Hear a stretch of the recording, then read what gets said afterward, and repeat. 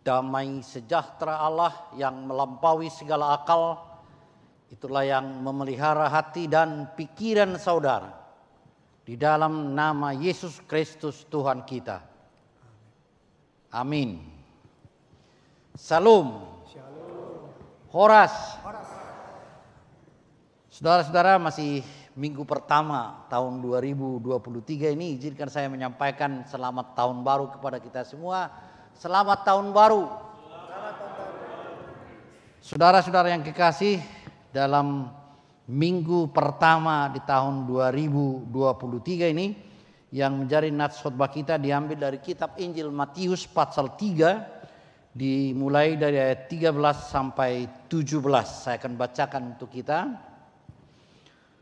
Maka datanglah Yesus dari Galilea ke Yordan kepada Yohanes untuk dibaptis olehnya. Tetapi Yohanes mencegah dia, katanya, "Akulah yang perlu dibaptis olehmu, dan engkau yang datang kepadaku." Lalu Yesus menjawab, katanya kepadanya, "Biarlah hal itu terjadi, karena demikianlah sepatutnya kita menggenapkan seluruh kehendak Allah." Dan Yohanes pun menurutinya. Sesudah dibaptis, Yesus segera keluar dari air, dan pada waktu itu juga langit terbuka, dan ia melihat Roh Allah seperti burung merpati turun ke atasnya. Lalu terdengarlah suara dari sorga mengatakan, "Inilah anakku yang kukasihi, kepadanya lah aku berkenan." Saudara-saudara, pada awal tahun ini apa yang muncul dalam pikiran kita? Mungkin kita sudah mulai berpikir, apa yang saya melakukan tahun 2023 ini? Apa yang bisa kita perbuat tahun 2023 ini? Maka ada orang mengatakan no plan, no future. Jadi kalau tidak ada perencanaan, tidak ada masa depan. Jadi mungkin kita sudah merancang apa yang mau kita lakukan pada tahun 2023 ini. Saudara-saudara yang kekasih, kita akan mau belajar bagaimana Yesus memulai pekerjaannya, dan bagaimana Yesus melakukan bukan kehendaknya, melainkan kehendak siapa? Kehendak Allah. Jadi kita sekarang berjalan di tengah itu. Saya berencana begini, apakah ini kehendak Tuhan? Bagaimana aku memulai? Karena keberhasilan suatu usaha ditentukan oleh kebijaksanaan untuk memilih waktu yang tepat untuk memulai suatu pekerjaan. Jadi harus tepat. Jadi momennya itu juga, karena kita tahu waktu itu berjalan terus dan tidak pernah berulang. Kata yang kita ucapkan pun tidak akan kembali. Kesempatan pun tidak pernah kembali. Maka oleh karena itu pada awal tahun ini kita harus bijaksana. Bagaimana kita memulai tahun 2023 ini? Apakah kita diancam oleh ketakutan? Ada resesi global. Atau diancam ketakutan oleh banyaknya bencana alam dan lain-lain. Nah, tentu kita akan mencoba melihat itu dengan belajar bagaimana Yesus memulai pekerjaannya. Dan bagaimana Yesus dikuatkan taat sepenuhnya kepada kehendak Tuhan dalam situasi apapun. Nah, ini yang mau kita pelajari. Jadi jangan kita bisa diombang-ambingkan oleh keadaan, tapi kita harus menguasai keadaan. Mari kita lihat apa yang terjadi dalam kehidupan Yesus. Setelah Yesus mau memulai pekerjaannya, dia datang dari Galilea, datang untuk ke Galilea, ke Sungai Yordan. Jadi dia melakukan pekerjaan yang sangat serius. Kerinduan melakukan kehendak Tuhan. Jadi awal tahun ini akan kita buat suatu kerinduan, Tuhan, aku mau melakukan kehendak-Mu. Karena kehendak Tuhan inilah yang bisa mengatasi kita dalam kehidupan ini. Karena kita sering berhadapan dengan dilematis. Kehendak A berbeda dengan kehendak B. Dan akhirnya bagaimana? Kita sering bagaimana? Berbeda. Dan ini memang dilema kehidupan. Bahkan suami istri pun bisa berbeda apa? Keinginan. Si ibu mengatakan A, bapak mengatakan apa? B. Demikian juga semua rencana kita. Maunya ke sana, ada yang mengatakan ke sini. Dan akhirnya kita bingung mana yang paling baik. Nah, untuk itulah kita lihat sekarang. Yesus itu mencari momen memulai pekerjaannya dengan kerinduan terhadap apa kehendak Tuhan. Jadi kalau semua kita rindu kepada kehendak Tuhan, maka kita tidak menonjolkan diri, tidak memaksakan kehendak, ataupun tidak akan membuat kekerasan kalau tidak dilakukan kehendak kita. Kita akan melihat, Tuhan, ajar aku supaya kehendakmu yang jadi.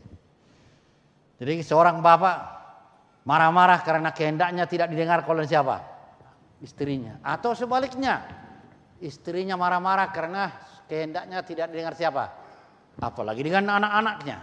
Nah, oleh karena itu kita akan pertama dulu menurut firman Tuhan pada hari ini, semua kita rindu kepada apa kehendak Tuhan dalam hidup kita.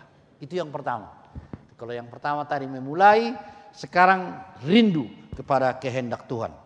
Saudara-saudara, yang akan kita lihat di sini, taat itu harus diawali dengan rendah hati.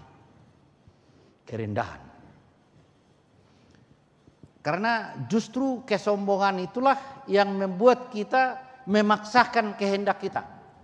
Yang selalu mengatakan, aku lebih pintar, aku lebih berkuasa, aku lebih kuat. Pokoknya seolah-olah kitalah di atas segala-galanya. Justru Yesus sekarang mau kasih teladan. Dia merendahkan diri, merendahkan hati. Kenapa? Mari kita lihat dialognya ini. Tetapi Yohanes mencegah dia, katanya, akulah yang perlu dibaptis olehmu, dan engkau yang datang kepadaku. Sekarang Yohanes tahu bahwa Yesus itu jauh lebih besar dari dia. Kok dia yang datang untuk dibaptis kepada saya? Seyogianya saya yang perlu dibaptis oleh siapa? Oleh Yesus. Itulah menunjukkan kerendahan hati daripada Yesus. Apa yang dikatakan Yesus? Lalu Yesus menjawab, katanya kepadanya, biarlah hal itu terjadi, karena demikianlah sepatutnya kita menggenapkan seluruh kehendak siapa? Kehendak Allah, bukan kehendak kita. Jadi orang yang mau melakukan kehendak Allah, prinsipnya ialah rindu akan kehendak Allah. Baru yang kedua apa? Rendah hati. Jadi jauhkan kesombongan. Amsal 18 ayat 12 mengatakan, tinggi hati adalah awal kehancuran. Rendah hati adalah awal kehormatan atau kemuliaan. Nah, kita mulai berjalan tahun 2023 ini, kita jangan sombong menghadapi gampang aja, enggak, bukan. Kita betul-betul diajak untuk bijaksana melihat kehidupan kita sekarang. Kalau banyak mengatakan ada resesi ekonomi secara global, kita hadapi. Bukan kita lari dari masalah, tapi bagaimana kita mengatasi masalah. Saudara-saudara yang kekasih, justru itu yang mau kita lihat dari Yesus. Dia rendah hati. Tapi kerendahan hati ini ialah menggenapkan taat kepada kehendak Tuhan. Saudara-saudara, memang dalam pergumulan etika selalu mencari, kalau ditanya apa sih kehendak Tuhan? Karena kehendak Tuhan itu apakah kita harus melihat dari tujuan? Apakah kita harus melihat dari bagaimana? Atau motivasi? Jadi ada 3 pertanyaan dalam setiap tindakan kita. Apa motivasinya? Bagaimana cara melaksanakannya? Apa tujuannya? Nah, yang kita lihat di sini sekarang, Yesus menggenapi apa tujuan Tuhan. Apa arti kehadiran Yesus? Arti kehadiran Yesus di dunia ini ialah dia akan menunjukkan penggenapan, yaitu bahwa Yesus disuruh ke dunia ini ialah untuk menebus manusia dari dari dosa. Hati-hati kita dalam hidup kita, kadang-kadang nggak ada tujuan. Sehingga orang yang tidak punya tujuan gampang diapain? Digoda orang yang lain. Kalau kita misalnya pergi merantau ke Jogja untuk sekolah. Sewaktu kita sekolah ada teman-teman mengajak kita untuk jalan-jalan. Bahkan ada yang mengajak kita main judi dan lain-lain. Akhirnya sekolah kita bagaimana? Kelupaan. Karena tidak ada tujuan. Maka dalam hidup kita selalu ada tujuan. Kalau kita memulai tahun 2023 ini, arahkan ada tujuan. Kita harus fokus betul-betul dalam hidup kita. Jangan kita mudah diapain? Diombang-ambingkan oleh situasi. Kita tetap teguh. Sama seperti Yesus sekarang, tujuannya ialah menggenapkan apa misinya. Tujuan misinya datang ke dunia ini.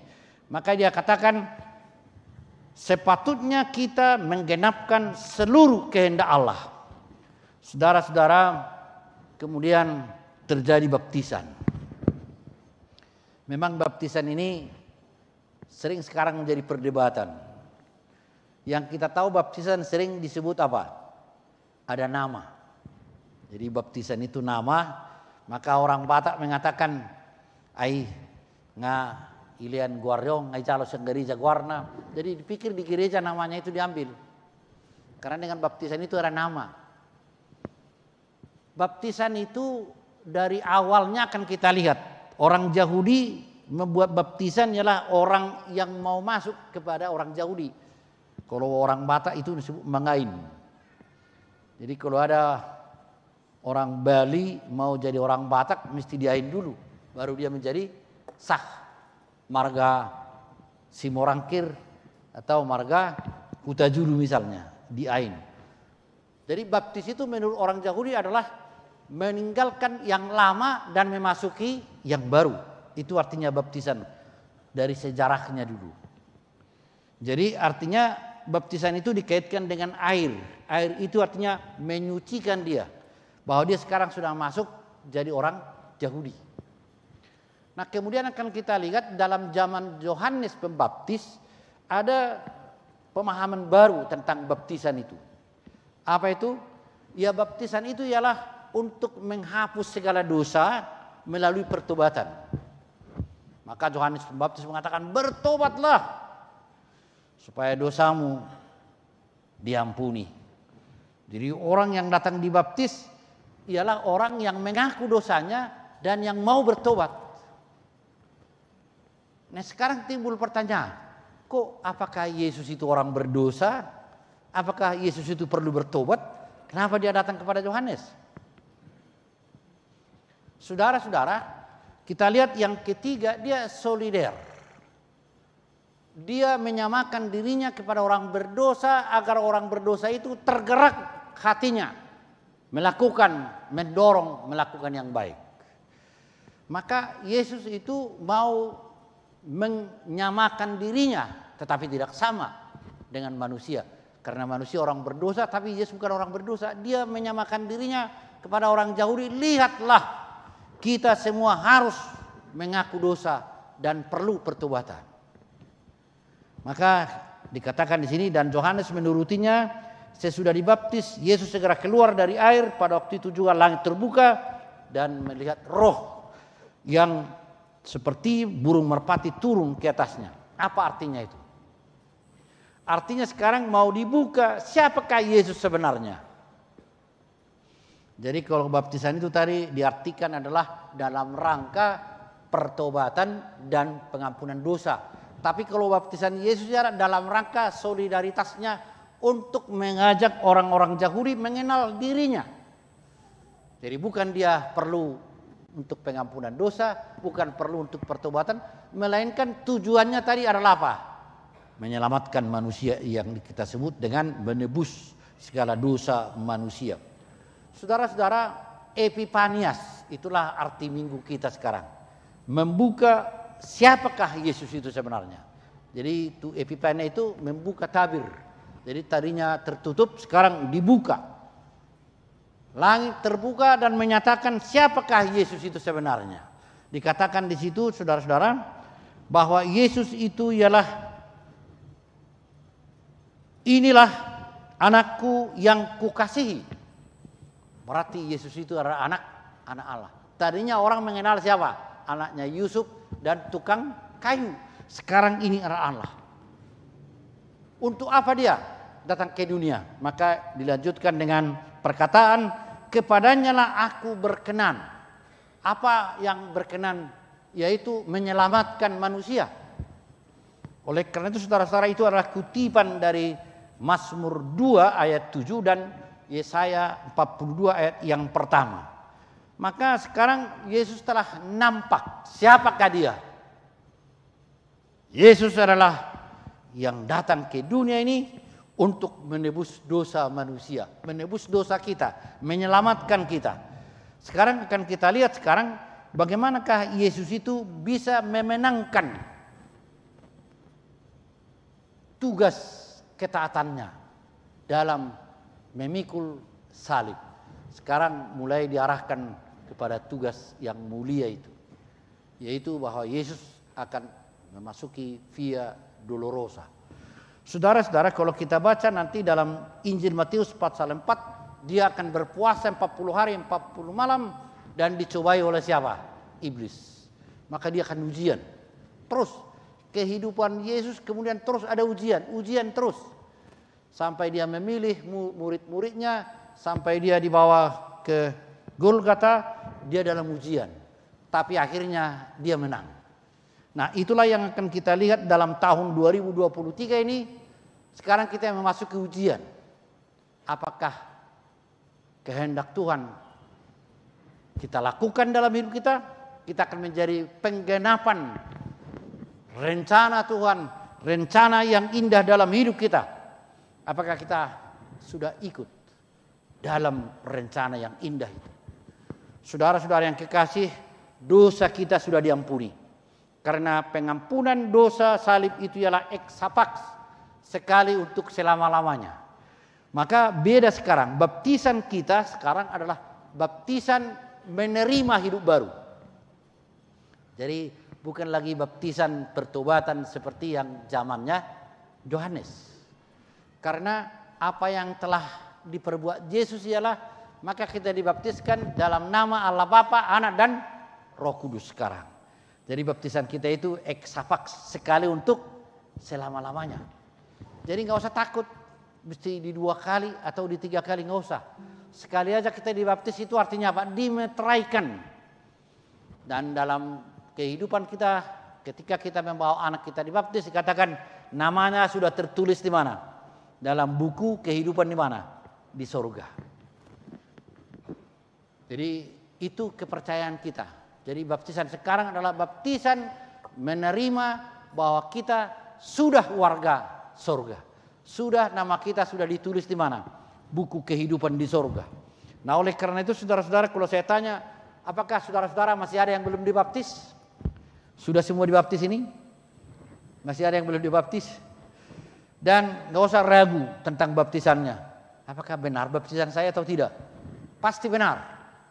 Siapa yang dibaptis dalam nama Allah Bapa, Anak dan Roh Kudus, itu sudah dibaptis dengan benar. Eksapaks artinya sekali untuk selama-lamanya. Nggak usah diulang-ulang. Karena apa yang telah diberikan oleh Yesus kepada kita sudah sah. Dimeteraikan melalui baptisan itu, kita telah memasuki apa yang dijanjikan Tuhan kepada kita, menjadi warga kerajaan Tuhan. Saudara-saudara yang kekasih, kita akan berjalan tahun 2023 ini. Sama seperti Yesus, kita nanti ada ujian, cobaan. Tapi kita percaya ada kekuatan dalam diri kita. Sebagaimana Yesus juga, dia selalu rindu kehendak siapa? Kehendak Tuhan. Maka kita mulai awali 2023 ini, Tuhan aku rindu kehendak-Mu. Sehingga di rumah pun, dalam pekerjaan pun, kita selalu mengatakan, Tuhan aku rindu kehendak-Mu. Maka kita selalu diberi hikmat dalam mengatasi semua ujian, kita bisa berhasil. Dan kita dimenangkan. Kita pasti dimenangkan. Jadi tahun 2023 ini bukan tahun ketakutan, tapi adalah tahun keberanian untuk menghadapi segala apa? Tantangan. Dan saudara-saudara silahkan membuat segala rencana, tapi rencana saudara silahkan selalu rindu kepada kehendak Tuhan. Dan yang kedua, mari kita merendahkan diri di hadapan Tuhan. Tidak ada yang sombong. Tapi kemudian yang ketiga, kita akan melihat kita harus memenangkan ujian. Jadi taat itu ada ujiannya. Karena kita sering tergoda. Maka kita lihat, oh ini tujuan. Saya tidak mau pergi ke kiri dan ke kanan. Saya akan melakukan itu. Saya akan melakukan tugas saya. Dan sampai akhir saya akan lakukan tugas saya. Karena banyak juga orang akhirnya ketika dia mau mencapai puncak, dia menyerah. Tapi kalau kita percaya Desember nanti tahun 2023 ini kita akan menangkan. Dan kita akan mengatakan Yesus datang ke dunia ini memenangkan kita, memenangkan saudara. Dan saudara telah ditebus oleh Yesus Kristus. Dia telah menjadi pemenang bagi kita. Amin. Mari kita berdoa. Terima kasih Tuhan atas firman-Mu yang mengingatkan kami kerinduan akan kehendak-Mu Tuhan dalam hidup kami. Kami percaya Tuhan bahwa kedatangan-Mu ke dunia ini sebagai anak Allah telah menebus kami dari dosa. Kasih-Mu yang luar biasa itulah membuat kami selalu merendahkan hati sehingga kami menjauhkan kesombongan menghadapi segala tantangan. Tapi kami juga akan menerima kemenangan oleh kemenangan anak Yesus Kristus sehingga apapun ujian yang kami hadapi tahun 2023 ini kami percaya kami akan dimenangkan oleh kemenangan anak Yesus Kristus Tuhan kami. Tuhan, pada saat ini kami teringat kepada anak yang baru lahir, berkati anak itu Tuhan. Demikian juga saudara-saudara kami yang berulang tahun, baik tahun kelahiran maupun perkawinan, Tuhan yang memberikan kepada mereka hikmat sehingga mereka bisa menjalani kehidupan ini penuh dengan hikmat daripada-Mu. Kami berdoa juga kepada saudara-saudara kami yang masih sakit Tuhan.